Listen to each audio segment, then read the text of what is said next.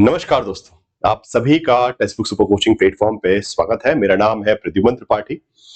दोस्तों, जैसे-जैसे हम हर साल यूजीसी नेट एग्जामिनेशन के रिजल्ट्स देखते जा रहे हैं, हर साल ये देखने को मिल रहा है कट ऑफ बढ़ते ही जा रहा है। हर सब्जेक्ट में कहीं ना कहीं कुछ जगह जरूर एक्सेप्शन होता है कि कुछ टफ पेपर आ गया तो इसलिए कट ऑफ कम हो गया, बट अधिकतर विषयों में देखने को मिल रहा है कि नेट का, जेआरएफ का कट ऑफ लगातार बैक टू बैक बढ़ते ही जा रहा है। ठीक है, भले आप पॉलिटिकल साइंस में देखें, जो जेआरएफ के कट ऑफ है, नेट के कट ऑफ भी इतने हाई छू चुके हैं जो पहले शायद तक आज से 3-4 साल पहले जेआरएफ का कट ऑफ होता था, अब वो नेट की कट ऑफ हो रहा है, मतलब उतने में नेट का भी नहीं हो रहा है।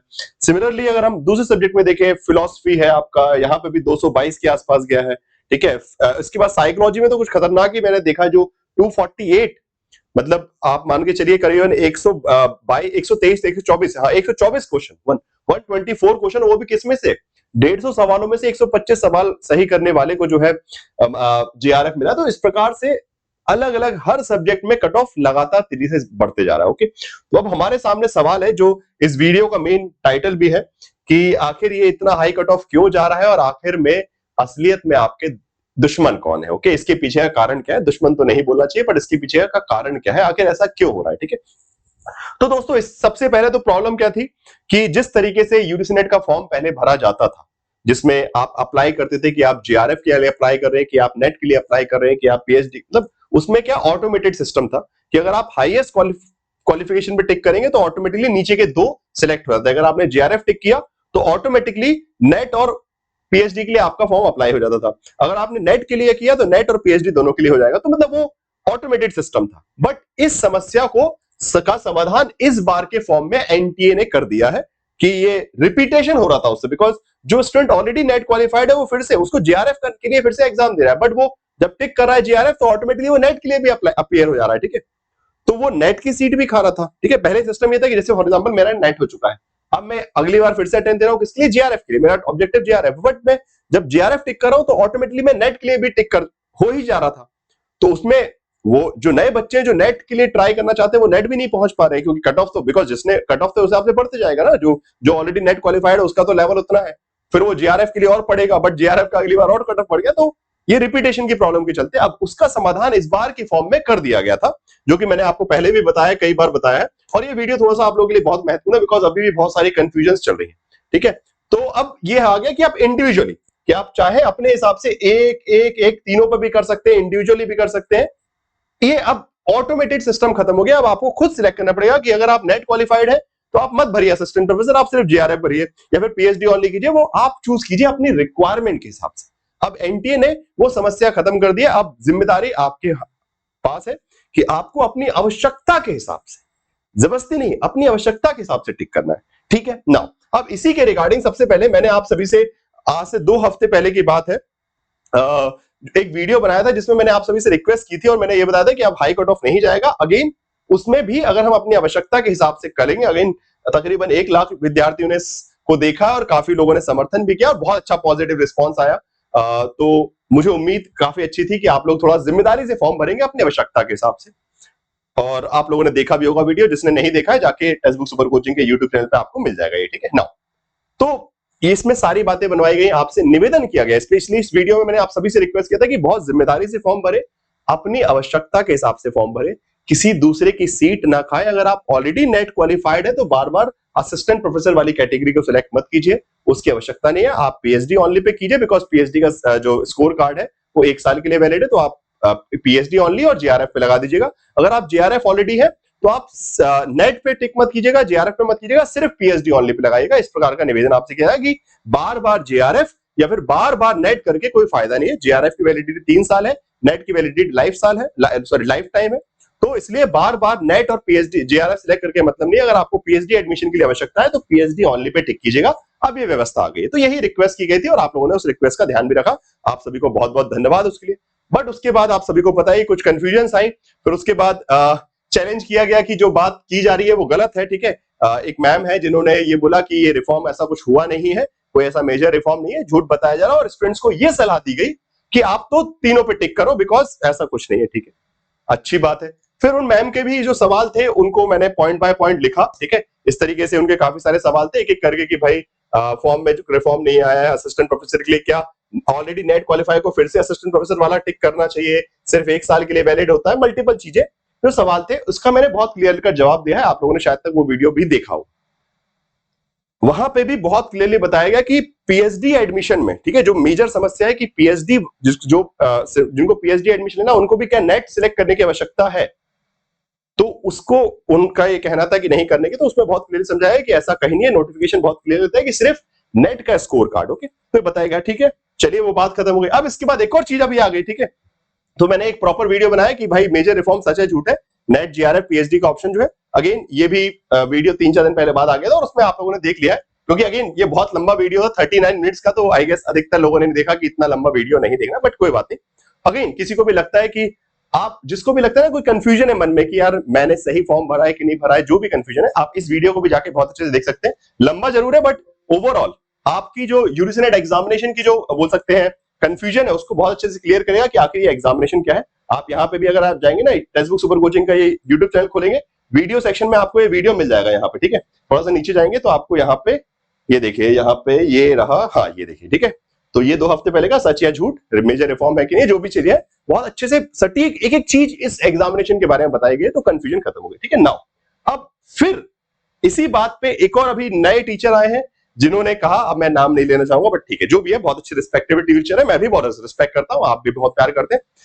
अगेन उन सर का भी उन्होंने वीडियो बनाया, उसमें लिख दिया कि भाई मोस्ट ऑनेस्ट वीडियो, खुद से ही बोल दिया कि मोस्ट ऑनेस्ट वीडियो है, बच्चे डिसाइड ना करें, सर ने खुद ही बोल दिया कि मोस्ट ऑनेस्ट वीडियो मेरा ही है, ठीक है। तो उन्होंने कहा कि अगेन उनका भी यही कहना था कि नहीं भाई तीनों सिलेक्ट करो आप, तो कोई दिक्कत नहीं है, बढ़ाओ कंपटीशन, और मतलब ठीक है जो भी है उनका भी यही कहना था कि नहीं पीएचडी एडमिशन के टाइम नेट का सर्टिफिकेट भी मांगेंगे उसी साल का, तो साथ में नेट भी सिलेक्ट करना, मल्टीपल चीजें, और उन्होंने वो सारे डॉक्यूमेंट्स भी दिखाए, बट वही मिस इंटरप्रिटेशन, ओके। नाउ अब जो सवाल था इस वीडियो का कि आखिर दुश्मन कौन है, दुश्मन कोई टीचर नहीं है, दुश्मन कोई बच्चे नहीं है। पहले एनटीए दुश्मन था बिकॉज एनटीए ने फॉर्म में ऑप्शंस नहीं दिए थे, अब एनटीए यूजीसी ने वो रिफॉर्म कर दिए। अब दुश्मन कौन है, अब है दुश्मन मिस इन्फॉर्मेशन, ओके, की जानकारी ना होना। अब असलियत में इस अगर एग्जामिनेशन का कट ऑफ अभी भी अगर बढ़ेगा तो 2 दुश्मन है, एक तो आपके अंदर की नैतिकता की कमी या फिर आपके अंदर का स्वार्थ, और दूसरा जानकारी की कमी। तो इन दोनों दुश्मनों से, ठीक है, एक जानकारी की कमी और नैतिकता, इन दोनों को लेकर मैं थोड़ा सा क्लियर करता हूं फटाफट। सबसे पहले अगेन जो जानकारी की कमी है उनको फिर से मैं बता देता हूं कि पीएचडी एडमिशन में नेट का सर्टिफिकेट नहीं चाहिए। यूजीसी नेट एक एग्जामिनेशन है जिसके अंदर 3 अलग अलग चीजें हैं, जिसमें नेट जो है वो सिर्फ असिस्टेंट प्रोफेसर के लिए, नेट मतलब असिस्टेंट प्रोफेसर, जेआरएफ स्कॉलरशिप के लिए, और तीसरी चीज जो आपकी पीएचडी ओनली है वो एडमिशन के लिए। उसमें क्लियरली लिखा गया है कि marks, okay, PhD the marks obtained in the NET by, okay, NET examination में मार्क्स जो मिले हैं उसके बेसिस पर, ठीक है। यहां पे लिखा है कैटेगरी 2 कैटेगरी 3 में इसका उपयोग कर सकते हैं candidate for the different universities वगैरह। अगेन यहां पे भी लिखा है marks obtained in the net examination, net certificate नहीं चाहिए। तो जो ऑलरेडी जीआरएफ क्वालिफाइड है, जो ऑलरेडी नेट क्वालिफाइड है, वो बार बार असिस्टेंट प्रोफेसर को टिक ना करे या फिर जीआरएफ को टिक ना करे, वो सिर्फ पीएचडी को करना चाहिए उनको, बिकॉज स्कोर कार्ड है, ओके। अगेन मैं आपको वो भी दिखाया था डॉक्यूमेंट यहाँ पे, अगेन वो सर ने भी इसको किया बट वो भूल गए कि मार्क्स पे फोकस कीजिए, मार्क्स चाहिए, ओके, क्लियरली। अगेन आप ध्यान से देखिए, यहाँ पे भी जो आपके यूजीसी के चेयरपर्सन थे उन्होंने भी क्लियर लिखा कि all university can use net score not net marksheet, okay. 3 चीजें आपको इस एग्जाम से मिलती हैं, एक आपको स्कोर शीट आता है कि आपने कितने स्कोर किए, वो आपको पीएचडी एडमिशन में लगेगा। दूसरी चीज मिलती है अगर आपने नेट क्वालिफाई किया तो आपको नेट का सर्टिफिकेट, जिससे आप असिस्टेंट प्रोफेसर के लिए भर्ती में जा सकते हैं, एप्लीकेशन फॉर्म भर सकते हैं। तीसरी चीज मिलती है जीआरएफ का अवार्ड लेटर कि आपने पीएचडी में एडमिशन ले लिया, अब आप स्कॉलरशिप के लिए, फेलोशिप के लिए वैलिड है, बस इतनी सी चीज है और कुछ नहीं है। तो जो मिसकम्युनिकेशन है या फिर मिसअंडरस्टैंडिंग है उसको मैं फिर से क्लियर करना चाहता हूं दोस्तों। पीएचडी एडमिशन में नेट सर्टिफिकेट की आवश्यकता नहीं है, सिर्फ नेट एग्जामिनेशन का स्कोर कार्ड चाहिए। वो स्कोर कार्ड के बेसिस पर आपका पीएचडी एडमिशन हो जाएगा, तो आप उसमें अच्छे से अच्छा स्कोर कीजिए और पीएचडी एडमिशन लीजिए। आप अगर जीआरएफ ऑलरेडी क्वालिफाइड है तो बार बार टिक करने की आवश्यकता नहीं है। फिर से मैं क्लियरिफाई करता हूं नाउ। तो ये चीज तो मैंने बहुत क्लियरली बता दी है। तो ये सारे सवाल थे, उसका मैंने जवाब दे दिया था आप लोगों को ऑलरेडी।